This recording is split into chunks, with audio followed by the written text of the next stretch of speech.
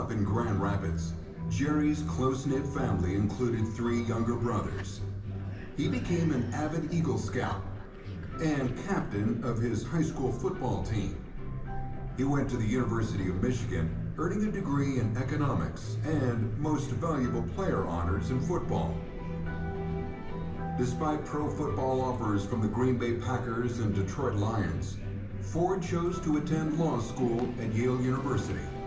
He graduated from Yale Law School in the top quarter of his class and returned to Grand Rapids to work in a law firm with an eye on trying his hand at local politics.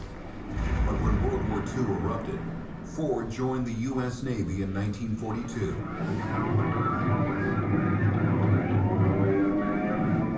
He served as a lieutenant on the USS Monterey, earning numerous medals and awards for his service. He returned to civilian life in 1946, resuming his law practice and civic activities. Ford met his future wife, Betty Bloomer Warren, who was a former model and dancer with Martha Graham's company in New York City. The two were married in October 1948, just as Ford earned victory in his run for Congress from his Michigan district. Throughout his 25-year-long career as congressman, his work encompassed foreign policy, the military, federal spending, the space program, serving on the Warren Commission, and later as House Minority Leader. But in the 1970s, the political landscape changed. In October 1973, Vice President Spiro Agnew resigned under allegations of income tax evasion and bribery. Congressman Gerald Ford of Michigan. President Richard Nixon nominated Gerald Ford to take his place. President Nixon stunned the country today by admitting he held back heaven. President Nixon reportedly will announce his resignation tonight. As investigations into Nixon's involvement in the Watergate scandal grew larger, Nixon resigned his presidency on August 9, 1974, and Gerald Ford was sworn in as the 38th President of the United States. So help me God. Congratulations. My fellow Americans, our long national nightmare is over. Our Constitution works. Our great republic is a government of laws and not of men. Ford was diagnosed with breast cancer and subsequently underwent a radical mastectomy. But in the face of all this adversity, the president pressed on with the work of the nation. As the Vietnam War ended with the fall of Saigon, President Ford wanted to make sure that the innocent victims and people who had been allies of the U.S. were not abandoned. The president, together with Mrs. Ford, personally welcomed many Vietnamese refugees as they arrived in America. President Ford also built his space program to serve generations of young people by building character, developing personal fitness, and teaching the responsibilities of participating citizenship. The Boy Scouts of America believes that helping people is key to building a more conscientious, responsible, and productive society. Gerald Ford was active in Scout, achieving the rank of Eagle Scout in November 1927. Setting the stage for the resolution of disputes on issues such as arms control and human rights.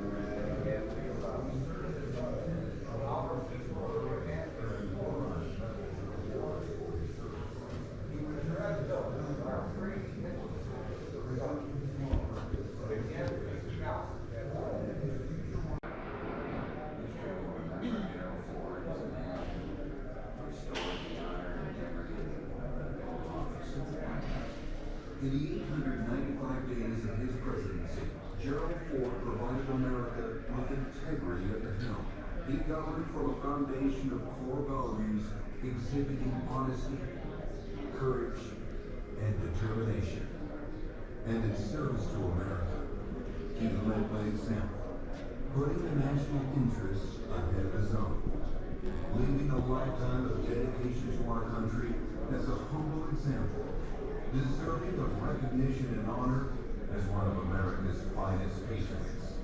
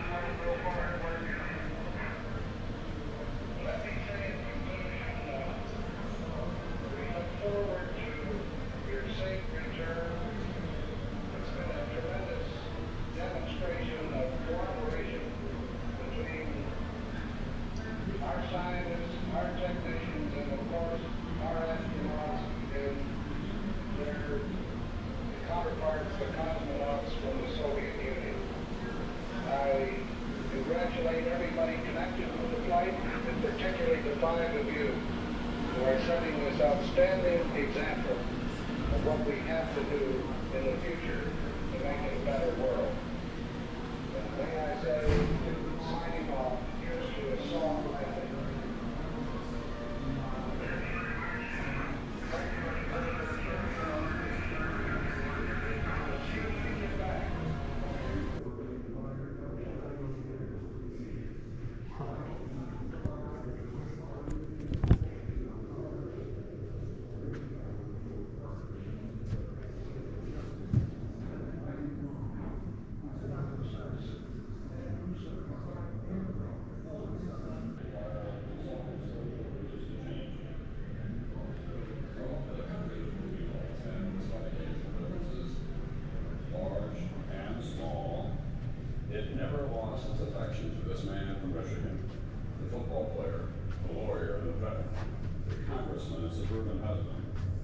the champion of Main Street values who brought all of those qualities to the White House.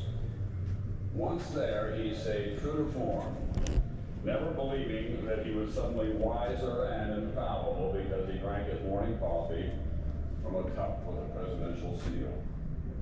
He didn't seek the office, and yet, as he told his friend, the late great journalist Hugh Sidey, he was not frightened of the task before him. As a star football player for the University of Michigan, he came face to face with racial prejudice. When Georgia Tech came to Ann Arbor,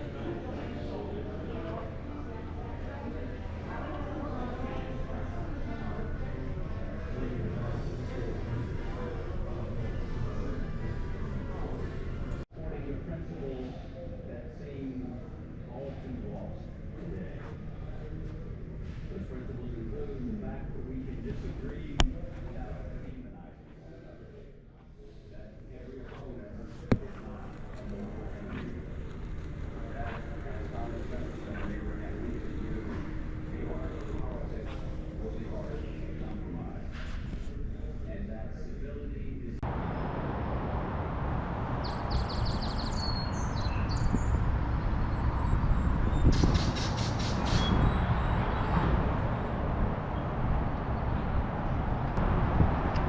going from inside the museum to Gerald Ford's resting place.